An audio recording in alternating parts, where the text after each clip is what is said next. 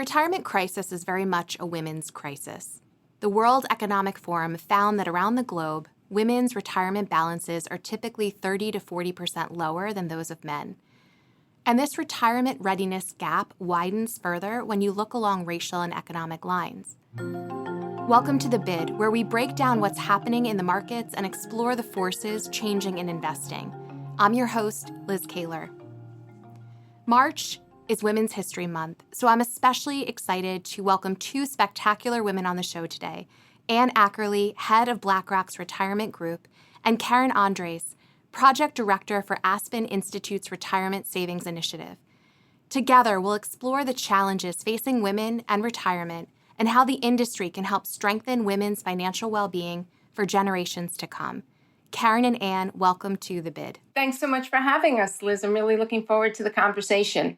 It's great to be here. Thank you, Liz. To get us started, do you mind telling us how you got into financial services to begin with? Sure.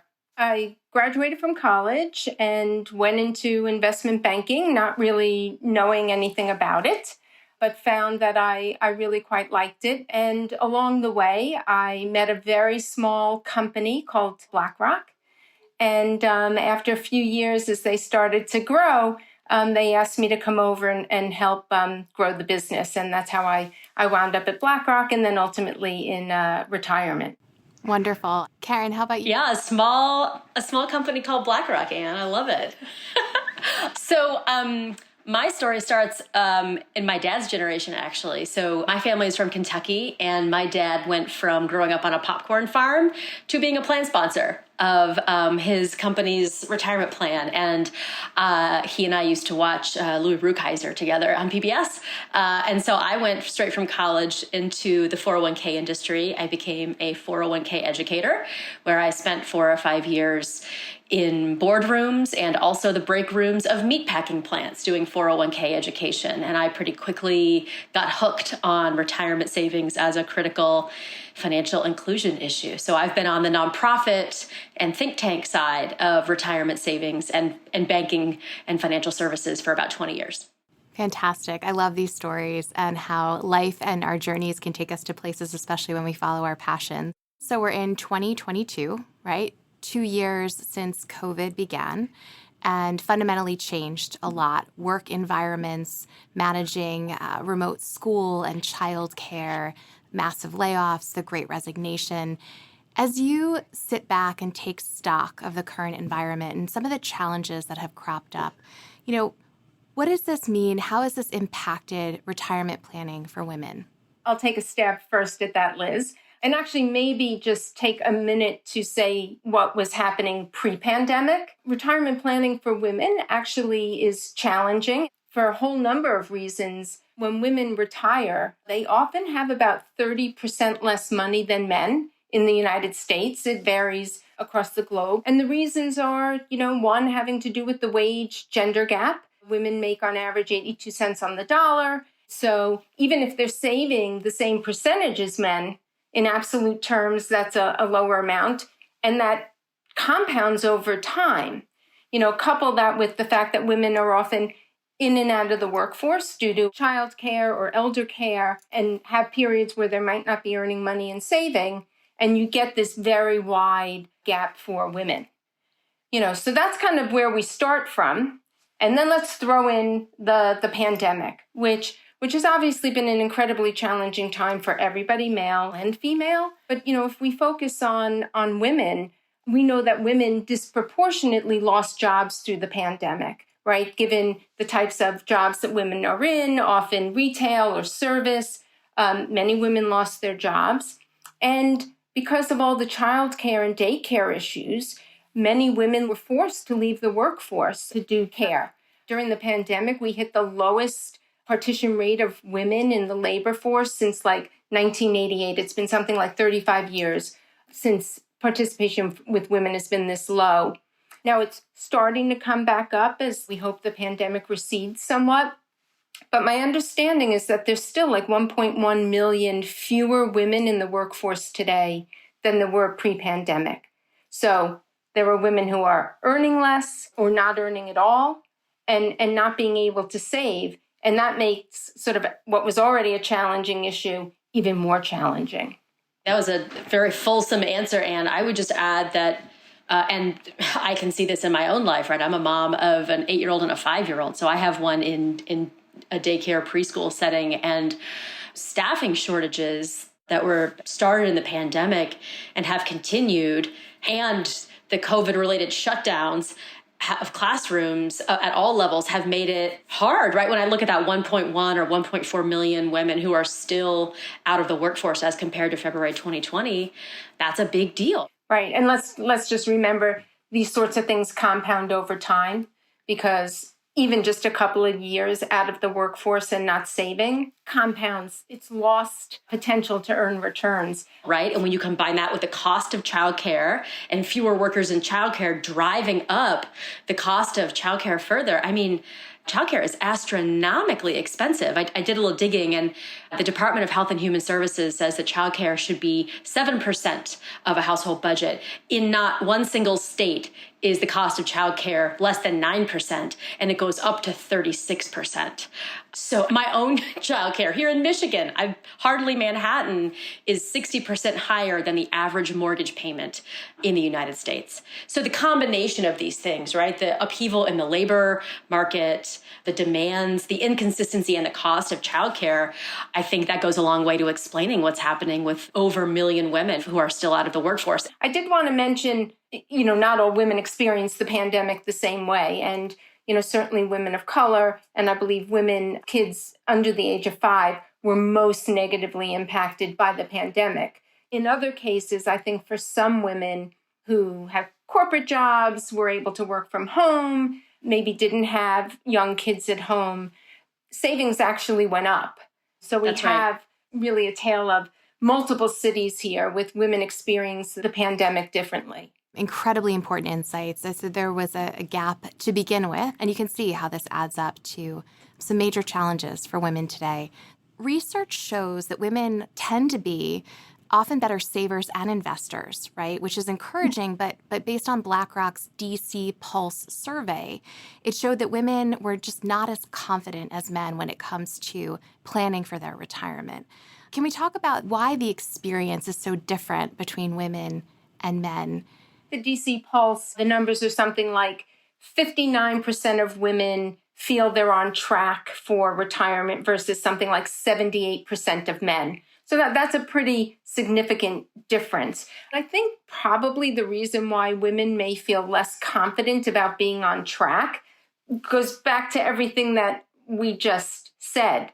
I think that this is a more challenging, in some ways different equation for women. That if you know that you may be making less, and you may be making less because you've chosen a different industry, or maybe even there's, not always pay equity in the same jobs. So you're making less, and you know that you might have gaps in your working life, either for childcare or elder care.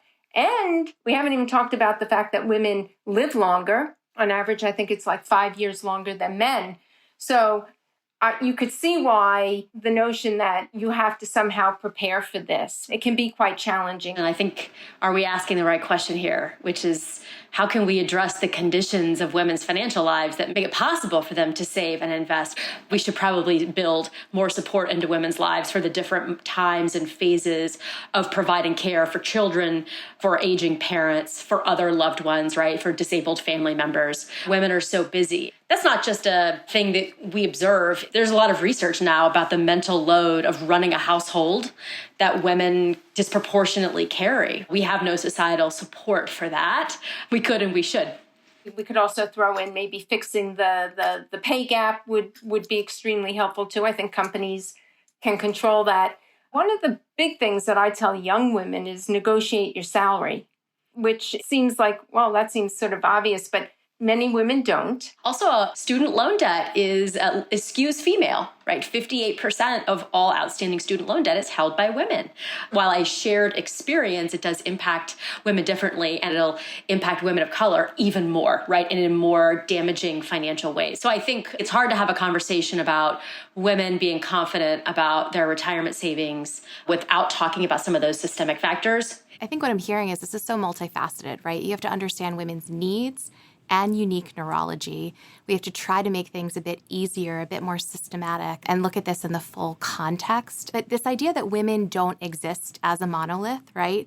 I'd love to expand a little bit on this idea. What are some of the biggest drivers of inequity in your mind? And which are some areas most ready for disruption? So I think to get into this question, I want to look at households by wealth instead of income. And to break it down, the definition of wealth, that is assets less total liabilities or debts. So let's look at America by wealth. If you look at that wealth gap, so total assets minus total liabilities, it dwarfs the income gap, right? So some studies suggest that the gap from women to men on wealth is 33 cents on the dollar. And it's a little difficult to measure because married women within a household can be difficult to measure whose wealth is whose, right? So we have to look at a few different proxies and way to do it. But all the data would point to women's wealth being significantly less than men's for all the reasons that we've been talking about. But let's break this down a little bit. If you look at total wealth, we end up seeing some really honestly devastating numbers for women who are minorities, right? So Black women and Hispanic women, if you break it down by race, single Black women have a median wealth of only $200 as compared to $10,000 for median wealth for men. Hispanic women have a median wealth of only $100, which is less than a penny of the wealth held by single white men. Divorced women across races have a quarter of the wealth of divorced men. We've got income gaps that are driven by labor market discrimination of various kinds and also occupational segregation. We don't have everybody of all races and genders winding up in the same kinds of jobs. That's not happening. And in an employer-driven system of benefits, including retirement savings, including health care for many people, you can end up with some significant disparities that end up kind of accumulating over time in different ways, impacting different groups and different races differently. And like I said, 58% of student loan debt belongs to women. I need to double click on Black women here. After 12 years of payments, Black women on average owe 13% more than what they borrowed, while white men see their debt drop 44% in the same period. So that is devastating. That's not just not building wealth, that is sapping wealth. So many different causes here, but I'll just zoom out and say that the number one form of household wealth in the US is home equity. Whole series of challenges there to help women, and specifically women of color, get access to the pathways that would help build wealth through home equity. Retirement savings is the number two form of household wealth. And I think we know what to do here, right? I think we know ways that we can make this system build wealth for everybody, for women of color. We can give everybody access to it. If we universalize access to workplace retirement savings, that's like job number one. I wanted to double click just a little bit on access. I know that when I took over as the head of the retirement group at BlackRock, and this was about 8 years ago, I guess I was shocked to actually find out that there is no rule in the United States that an employer provide a retirement plan. If they do, yes, there are all sorts of rules under ERISA that you have to follow.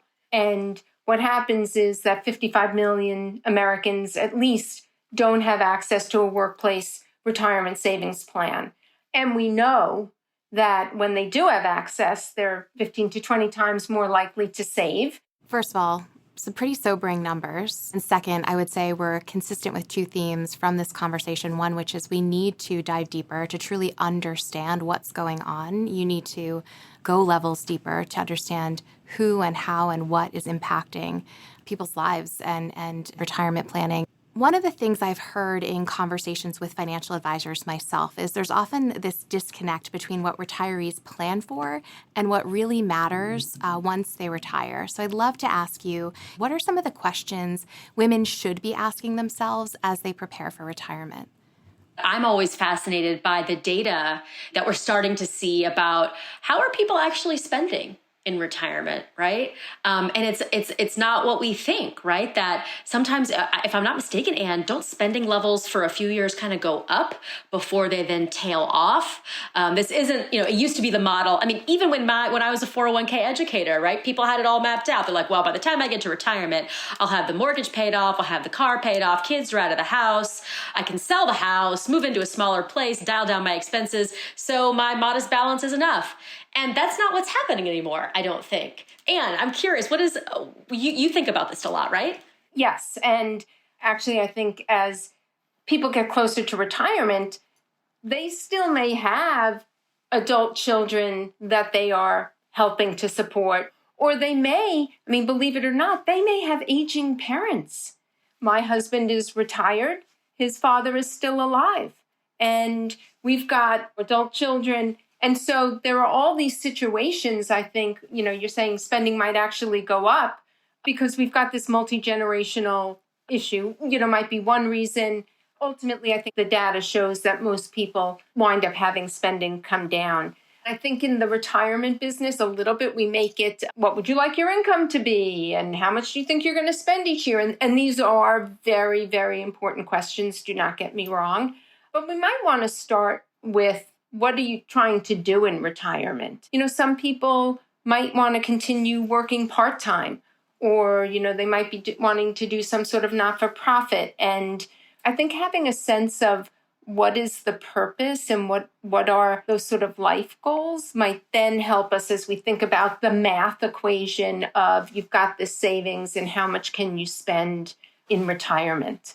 Yeah, I love it, Anne. And I think we hear in the research, right, this notion of purpose and values and people, right, in our lives drives everyone, but certainly drives women. And I think it can be quite a strong motivator as well. Liz, can I just also add a couple other thoughts here?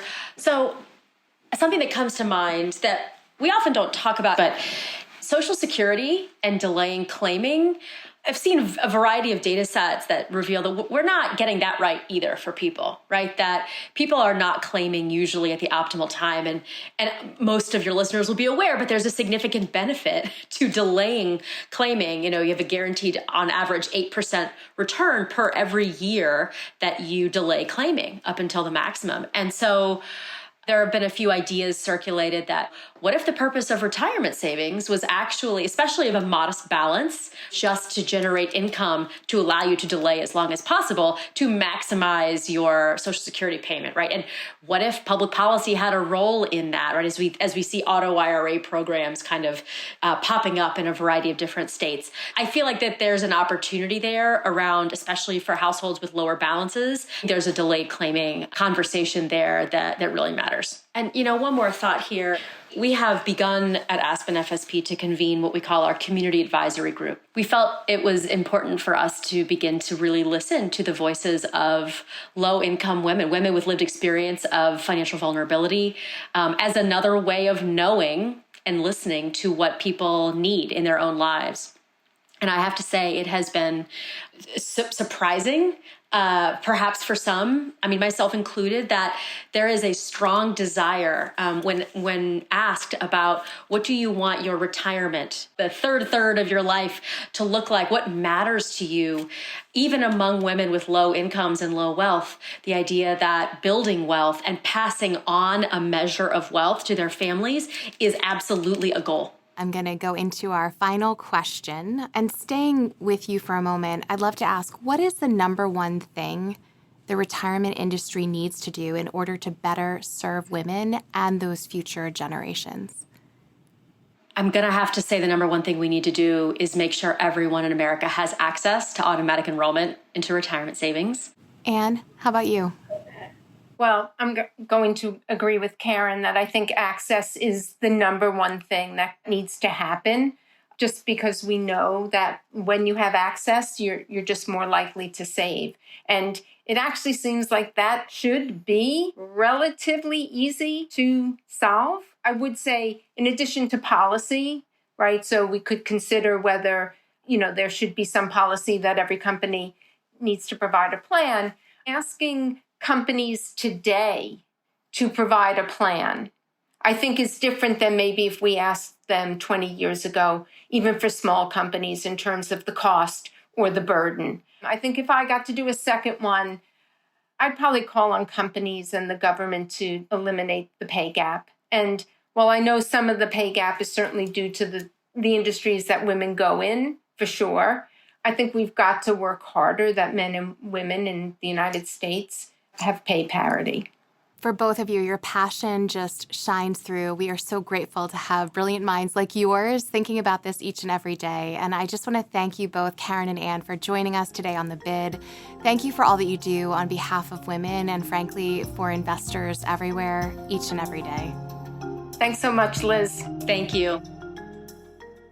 This information is for informational purposes only and is prepared by BlackRock, is not intended to be relied upon as a forecast, research, or investment advice, and is not a recommendation, offer, or solicitation to buy or sell any securities or to adopt any investment strategy.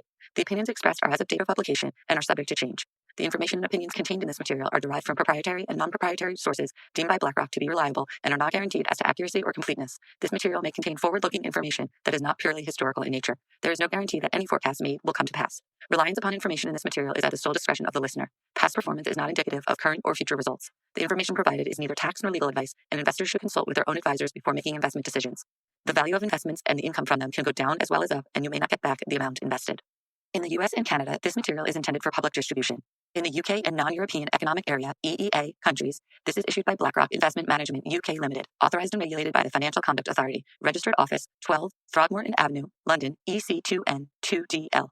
Telephone +44 020 7743 3000. Registered in England and Wales, number 02020394. For your protection, telephone calls are usually recorded. Please refer to the Financial Conduct Authority website for a list of authorized activities conducted by BlackRock. In the European Economic Area, EEA, this is issued by BlackRock Netherlands BV, is authorized and regulated by the Netherlands Authority for the Financial Markets. Registered office, Amstelplein 1, 1096 HA, Amsterdam. Telephone 020-549-5200. Telephone 3120-549-5200. Trade register number 1706-8311. For your protection, telephone calls are usually recorded. For investors in Switzerland, this is marketing material. In Singapore, this is issued by BlackRock Singapore Limited, company registration number 200010143N. This advertisement or publication has not been reviewed by the Monetary Authority of Singapore. In Hong Kong, this material is issued by BlackRock Asset Management North Asia Limited and has not been reviewed by the Securities and Futures Commission of Hong Kong. In Australia, issued by BlackRock Investment Management Australia Limited ABN 13006165975 AFSL 230523 BIMAL. The material provides general information only and does not take into account your individual objectives, financial situation, needs, or circumstances. Before making any investment decision, you should assess whether the material is appropriate for you and obtain financial advice tailored to you having regard to your individual objectives, financial situation, needs, and circumstances. In Latin America, this material is for educational purposes only and does not constitute investment advice, nor an offer or solicitation to sell or a solicitation of an offer to buy any shares of any fund, nor shall any shares be offered or sold to anyone in any jurisdiction in which an offer, solicitation, purchase, or sale would be unlawful under the securities law of that jurisdiction. If any funds are mentioned or referred to in this material, it is possible that some or all of the funds may not have been registered with the securities regulator of Argentina, Brazil, Chile, Colombia, Mexico, Panama, Peru, Uruguay, or any other securities regulator in any Latin American country, and thus may not be publicly offered within any such country. The securities regulators of such countries have not confirmed the accuracy of any information contained herein. The provision of investment management and investment advisory services is a regulated activity in Mexico, thus is subject to strict rules. For more information on the investment advisory services offered by BlackRock Mexico, please refer to the Investment Services Guide available at www.blackrock.com/mx. Copyright 2022 BlackRock Incorporated. All rights reserved. BlackRock is a registered trademark of BlackRock Incorporated. All other trademarks are those of their respective owners.